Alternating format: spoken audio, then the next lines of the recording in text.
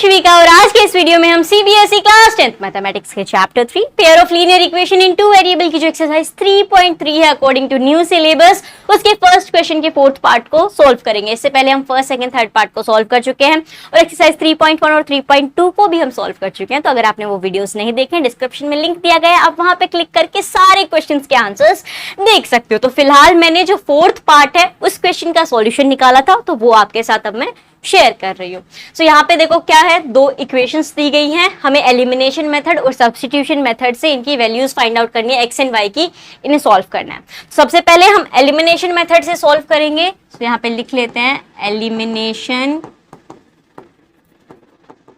Method, ठीक है। सो यहाँ पे हमारे पास इक्वेशंस क्या क्या है, एक तो है हमारे पास x/2 plus 2y/3 equal to -1। This is our first equation. तो ये हो गई हमारी पहली इक्वेशन।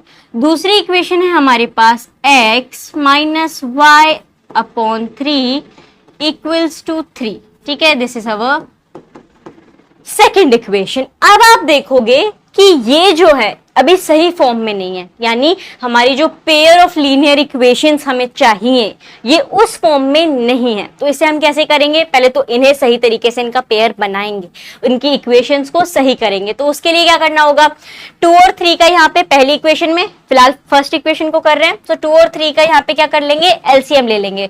सो 3 और 2 का एलसीएम कितना आ जाएगा आपके पास, 6 आ जाएगा। सो 3 और 2 का एलसीएम आ गया हमारे पास 6। अब जब हम 2 × 3 कर देंगे तो हमारे पास 6 आता है, तो यानी न्यूमरेटर को किससे मल्टीप्लाई करना होगा, 3 से।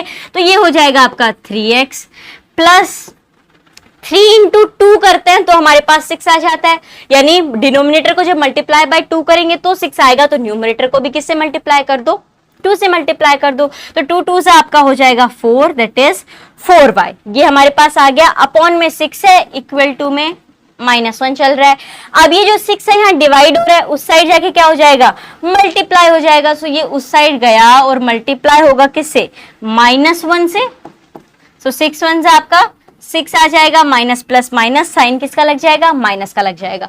तो ये बनेगी हमारी यहाँ पे पहली इक्वेशन, ठीक है। आई होप आपको ये समझ में आया होगा कि पहली इक्वेशन हमने निकाली कैसे है।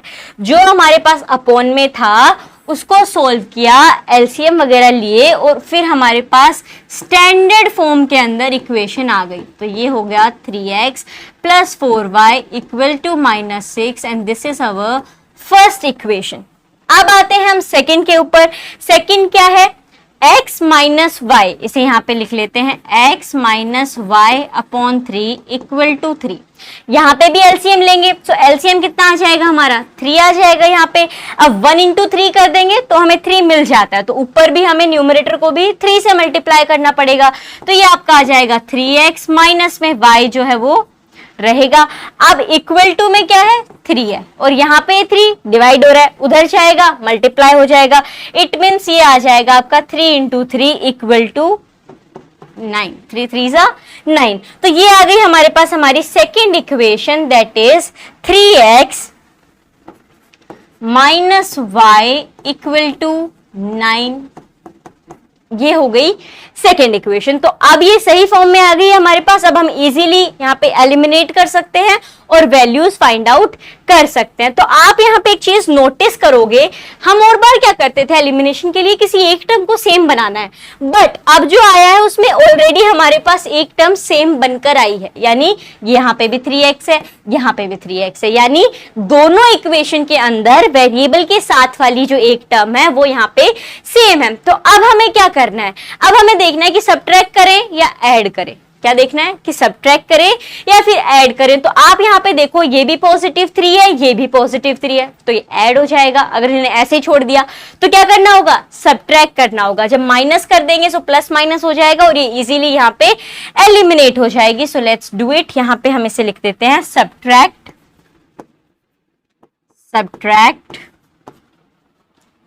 सेकेंड इक्वेशन फ्रॉम फर्स्ट, ठीक है। जो सेकेंड इक्वेशन है उसमें से हमें फर्स्ट इक्वेशन को माइनस कर देना है।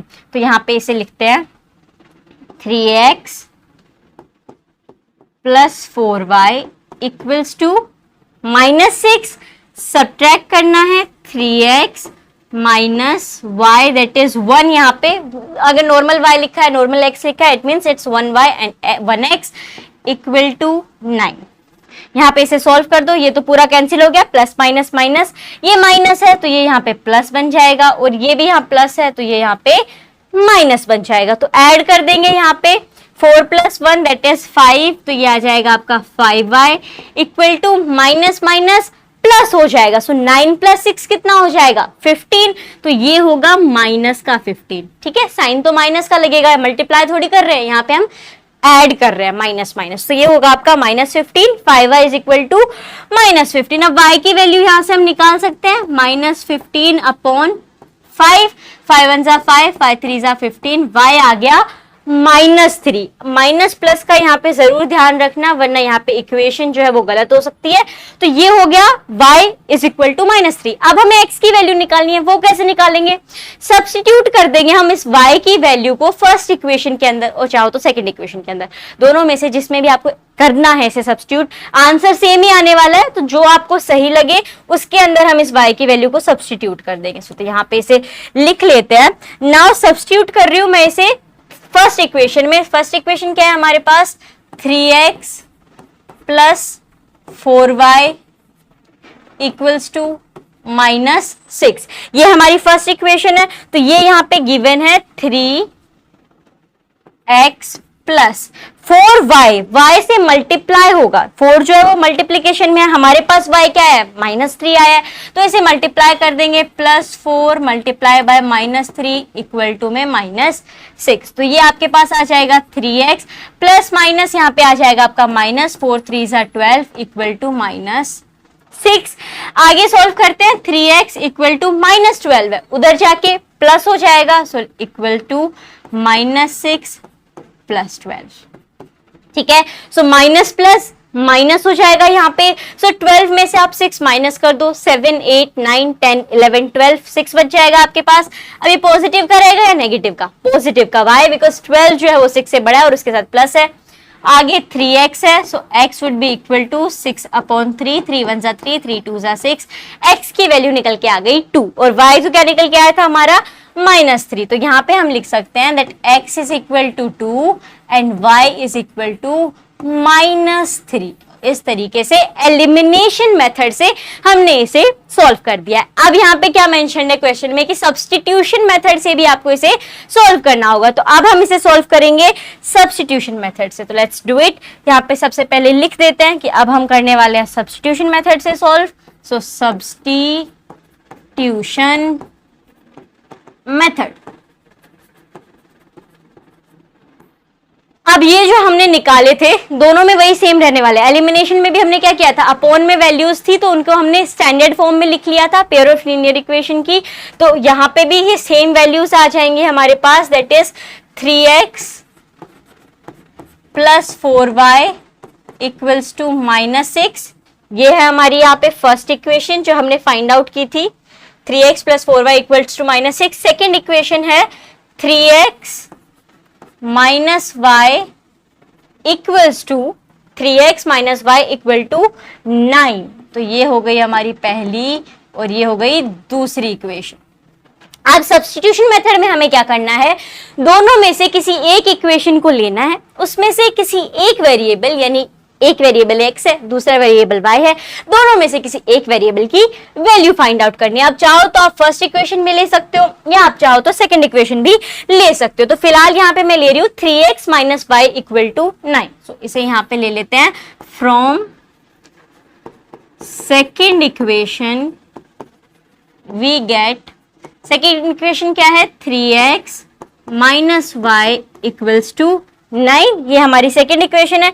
यहाँ पे मैं x की वैल्यू फाइंड आउट कर रही हूँ, यानी x 9 यहाँ पे -y है तो उधर जाके +y हो जाएगा, 3 यहाँ पे मल्टीप्लाई हो रहा है इधर जाके डिवाइड हो जाएगा।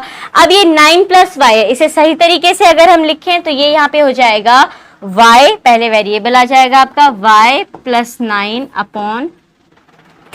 सो ये आ गई हमारी x की वैल्यू निकल के। सब्स्टिट्यूशन मेथड में जो सबसे पहले हमें करना होता है कि किसी एक वेरिएबल की वैल्यू निकाल लो, वो हमने निकाल ली। अब क्या करेंगे, अब इसे हम सब्स्टिट्यूट कर देंगे दूसरी इक्वेशन के अंदर। सो इसे यहाँ पे लिख देते हैं, x हमारा आ गया है, अब इसे हम सब्स्टिट्यूट करेंगे हमारी जो सेकंड इक्वेशन है उसके अंदर। सेकंड इक्वेशन क्या है हमारे पास, जिसमें से हमने निकाल ली, सेकंड में से तो हमने निकाल लिया, तो ये फर्स्ट वाली उठा लेंगे, 3x plus 4y equals to -6। ठीक है, हमारे पास ये इक्वेशन है। अब इस x की वैल्यू को हमें यहाँ पे पुट कर देना है, that is 3 multiplied by y plus 9 upon में 3 है इसके, प्लस में 4y इक्वल टू में -6। ठीक है, सो अब देखो 3 से 3 यहाँ पे आपका कैंसिल हो जाएगा, तो हमारे पास बचा y plus 9 plus 4y equals to -6, right. अब आप यहाँ पे देख सकते हो ये +9 है, उधर जाके -9 हो जाएगा, तो इसे यहाँ पे लिख देते हैं, y 1y है प्लस 4y है, तो ये तो आपका बन जाएगा 5y equal to -6 and -9, minus minus plus हो जाएगा, दैट इज आ जाएगा हमारा 15। अब 15 कौन सा होगा, माइनस का या प्लस का, माइनस का, तो ये हो जाएगा आपका 5y equals to -15 and y will be equal to -15 upon 5, 5 1 जा 5, 5 3 जा 15, y की वैल्यू आ गई -3। अब y की वैल्यू हमने निकाल ली, अब हमें किसकी वैल्यू निकालनी है, x की वैल्यू निकालनी है। वो कैसे निकालेंगे, substitute the value of y in the equation, first में करना है सब्स्टिट्यूट तो फर्स्ट में कर लो, सेकंड में करना है सेकंड में कर लो।